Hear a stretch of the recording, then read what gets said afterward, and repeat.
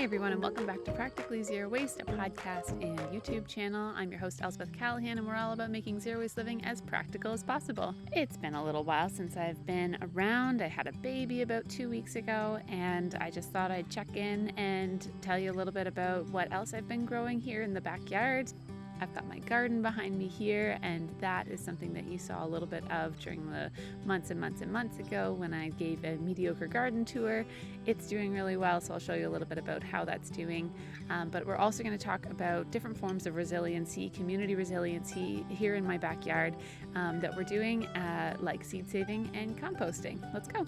I know it is a huge privilege to have this amount of space all to myself here in the city. I know that a lot of people don't have that, so I want to acknowledge what a privilege that is, but also remind people that if you do have space like this, make the most of it, and don't just let it be lawn. Lawn is so boring and takes so much work to cut when it could be gardens. This year we planted a blueberry bush. Another year we planted a cherry tree.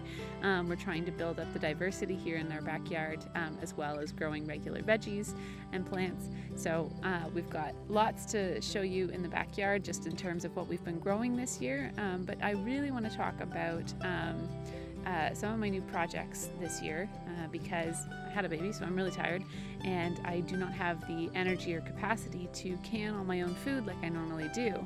Normally I plant tons and tons of canning tomatoes like Romas and San Marzanos and make a ton of tomato sauce or salsa or barbecue sauce and put that all away. Last year I canned, I think, 52 jars of different sauces or salsas, so I was really pleased with that, and I was able to use that all winter, which is amazing, especially in a time of a pandemic. You're not really going to the grocery stores. Maybe there's a little bit of food scarcity or shortages in different ways, so that really made me feel resilient in its own way. This year, instead of canning, I'm putting my energy towards seed saving as a radical act of resiliency. And to hear more about seed saving, you can listen to the episode 121 with Jill Bishop, seed saving and being rad, and learn all about how to do it there. But that action in its own has been something that's been really valuable and been my creative project lately. Lots of it has just been squeezing a tomato into a jar, letting the seeds ferment, and saving those, making sure they're all labeled. But the amazing thing about it is the idea of community resiliency. So not only am I saving seeds, but my neighbors are saving seeds. Everybody that I know who has grown a garden, this is something that we've been talking about, whether they're flower seeds or whether they're things like vegetables and fruit.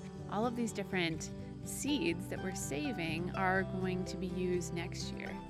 And if you think about a fruit and how it is exponentially going to produce more and more and more, that's kind of what we're trying to do with the idea of community and resiliency. We're trying to build things up with just one small action, like one seed. When you plant it, when the seed dies and bears much fruit, then it's going to have a greater impact. So your individual actions matter just the same that a single seed can be planted and produce.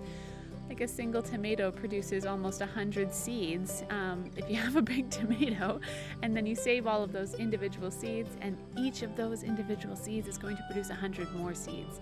And so the idea of this exponential generosity, this ripple effect, that you can have a difference, you can make a difference in the world, is something that I love and really want to instill in this idea of community resiliency. Seed saving has also been an act of rebellion in this global corporatized food system that we live in, and the food economy that is all over the world, bringing in these foods that are genetically modified. They are grown in different climates. The seeds that are coming from those fruits and vegetables are not ones that are going to do well in Ontario necessarily. For example, a tomato that's grown in New Zealand or a tomato that's grown in California, if I save those seeds, they may be genetically modified, and they may also not produce as well because they're grown in a different growing zone than what I have here. And so those conditions are a factor no matter what. This year I'm trying to really build up a bank of seeds so that either I can give them away to people or I can have a lot of really beautiful produce next year without having to buy new seeds. So that's in itself a form of resiliency, or self-sufficiency, where I'm only going to be using the seeds next year that I've been able to save, hopefully. That sense of autonomy and independence that you get from growing your own food, even if it's just a plant on your windowsill, or if you have the ability to have a large urban farm in your backyard, whatever the case may be, large or small, your act of resiliency and self-sufficiency is making a difference in a world that's pretty uncertain right now. I was watching a YouTube video years ago about a couple, one of those lovely things where they're like living off grid, and a couple like can do this thing magically. I don't know how people do all those things, but it was really interesting when they were talking about their bank. So they don't have money in the bank or a lot of money in the bank. What they put value in is their seed bank. So their seed storage that they've saved from years and years of being able to grow their own food and save those seeds and grow their own food the next year. Their bank or their money is in their wood pile that they've stocked up for winter so they can heat their home, and in the jars and cans that they have preserved all of their food, or they've saved it by drying it or curing it, all of those different things. That's where their money is. And I think that's just such a neat idea as far as resiliency and self-sufficiency or community sufficiency goes. This way, you're, a little bit more independent, a little bit safer in a way if you're worried about things crashing or your dependence on the grocery store. What if there's a fire at the grocery store? There was one down the street a little while ago. Things like that. If you want to have access to food at all times, doing it yourself, if you can, within your capacity, in whatever small way, I think that's an amazing thing to do. There's this thing called the Global Seed Vault in Norway, in the Arctic Circle, or just in between the Arctic Circle and Norway. They have been saving seeds from all around the world and saving them in not just in the event of an apocalypse, but also to prevent the loss of all of these genetics in seeds, because as things are genetically modified over and over again, we're losing the identity or the genetics of old plants, and plants that are used to doing really well in a market garden type setting, or in a smaller scale type setting that isn't the industrialized agricultural system that is a monocrop that's only growing things specifically and cannot be harmed by certain bugs, and it's all very, very modified now. And so to have those genetics preserved is so exciting. So I'm going to put a link in the description as well for the global food, or the Global Seed Vault in Norway, because it's just such a cool thing. One more thing about seed saving is that you don't have to have grown your own vegetables this year in order to start seed saving. If you want to start doing it, go to your local farmer's market or a local food shop that has heirloom varieties of different plants and vegetables, and try and save seeds from those. So this Wednesday I'm going to be going to the farmer's market, and I'm going to be picking up all kinds of vegetables that are ones that I wasn't able to grow this year. So I'm going to get some squash or pumpkins if they're in season yet. I don't know if they are. Zucchinis and cucumbers and different types of tomatoes that I didn't grow, so that I can start saving those seeds and not worry about if I grew them this year in my garden, I'll be able to grow them next year. So I'm really excited about that. And if you're looking for ways to start seed saving, that's a great way to do it. One more thing that we're doing here in the backyard that is part of my community resiliency, community sufficiency mindset is building up our community compost. So anybody who's participating through the Share Waste app can join my compost if you're in the area, and you can drop off your food scraps. All of it gets turned by me. Now that I'm not pregnant, I can turn the bloody compost. All of that turns into amazing soil supplements to go into my garden, which grows more food. And then everybody who's popping by, be it friends or family, or people who are dropping off compost, can help themselves to the garden, because what better way to build community resiliency than to share what you have and share with neighbors. Say you only grew a bunch of zucchini and somebody else grew a bunch of tomatoes, you can do a swap. You can always exchange seeds, you can exchange flowers, you can do all kinds of ways of passing things over the fence and building up that friendship, that community, those relationships.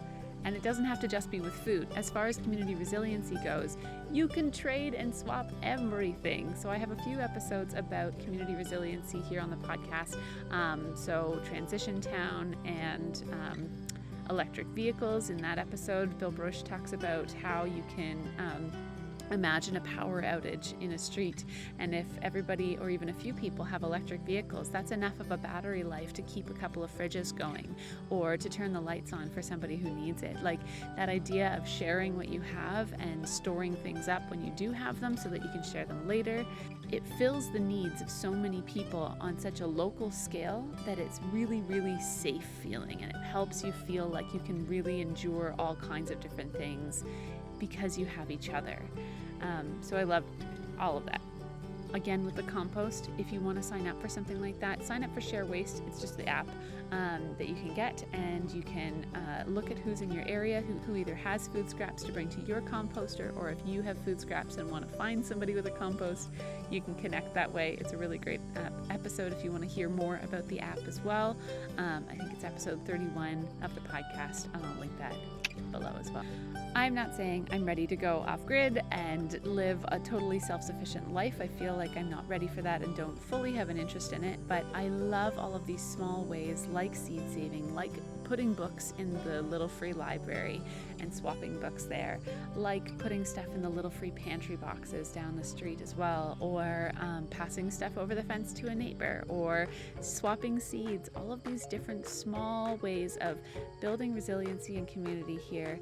I just love them, and they're so simple, and just like seeds, your one small action is going to have a ripple effect and create a much bigger fruit than you intended in the first place, or that you even knew could happen. That's all for me today. Community resiliency. Build it up in these weird times and start talking to your neighbors. Start creating that community, and I think we're all going to be okay. That's all from me this week. Have a great week, everyone, and talk to you soon.